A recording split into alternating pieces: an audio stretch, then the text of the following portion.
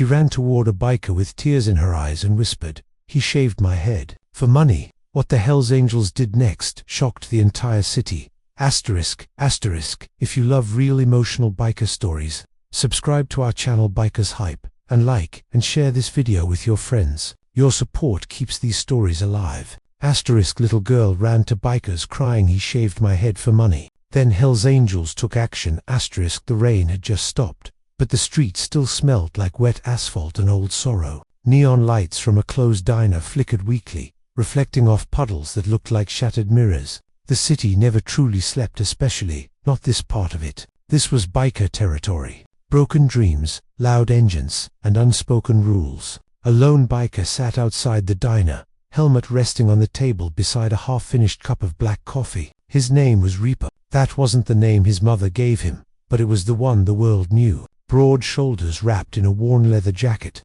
scars telling stories no one dared to ask about, and eyes that had seen too much to ever fully soften. Reaper wasn't alone for long. Bare feet slapped against the wet pavement. He heard it before he saw its small, frantic footsteps, uneven and desperate. He looked up just in time to see a little girl running toward him. She couldn't have been more than 8 years old. Her clothes were too big, hanging off her thin frame like borrowed grief. Her head, shaved, completely shaved. She stopped right in front of him. Her chest heaved. Tears streamed down her cheeks, cutting clean lines through the dirt on her face. She looked up at him like a drowning person looks at air. They shaved my head," she sobbed. Reaper frowned. "For money," she whispered. Something in the air changed. Reaper slowly stood up. The world around them kept moving. Cars passed. People laughed in the distance, but for him, everything went silent. He crouched down to her level, careful, gentle. His voice, usually rough like gravel, came out low and steady.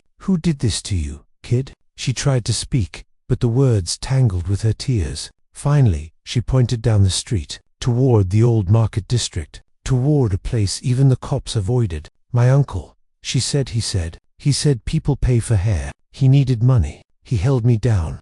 Her tiny hands trembled as she spoke. Reaper clenched his jaw. This wasn't just wrong. This was unforgivable. He gently took off his jacket and wrapped it around her shoulders. It swallowed her whole, but she immediately grabbed onto it like it was the safest thing she had ever known. "What's your name?" he asked. "Lily." Reaper nodded once. Then he reached into his pocket and pressed a button on his phone. That single button was all it took. The call across the city, engines roared to life. One by one, then dozens, then many more. The Hells Angels didn't answer calls with words. They answered with sound, deep, thunderous, impossible to ignore. Within minutes, bikes started rolling into the diner parking lot. Chrome gleamed under streetlights. Men dismounted, big men, scarred men, men with eyes that didn't flinch. Patches on their backs told the story clearly. Hells Angels MC Reaper stood in front of them. Lily still wrapped in his jacket, clinging to his leg. "She's under our protection," he said simply. "She was hurt."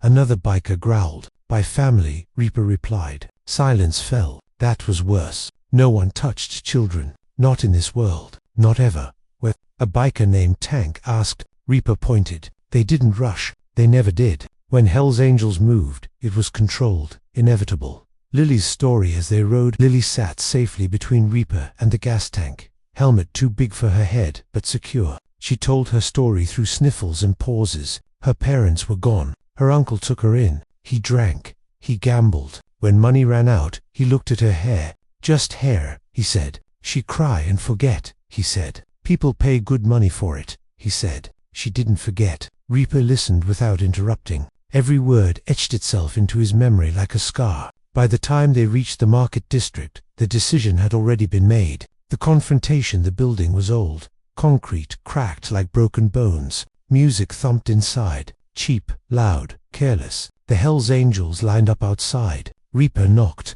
No answer. He kicked the door in. Inside, the smell of alcohol and sweat hit hard. Lily's uncle looked up from a table stacked with cash and empty bottles. His face drained of color when he saw who stood in the doorway. "What the?" He didn't finish. Tank grabbed him by the collar and slammed him against the wall, hard enough to knock the air out of his lungs. "You shaved a child's head," Tank said quietly. The man tried to speak, tried to laugh, tried to explain. Reaper stepped forward, holding Lily's small hand. "She trusted you," Reaper said. She cried for you, he continued. You sold her dignity.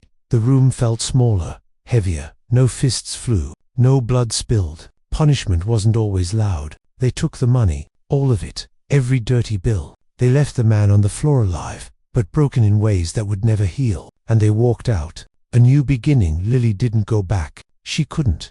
Instead, the Hells Angels did something no one expected. They found her a home, a real one, with warmth, with safety. A biker's sister who ran a small foster home took Lily in. She bought her hats, scarves, and when Lily was ready, Reaper visited often. One day, months later, Lily ran toward him again, this time, smiling. Tiny curls had started to grow back. Look, she said proudly. Reaper smiled too. The legend spreads. The story traveled fast. A little girl, a shaved head, a biker who listened, a club that acted. People whispered about it at gas stations and diners. Some said the Hells Angels were monsters. Others knew better. They weren't saints, but they had rules, and one of them was sacred.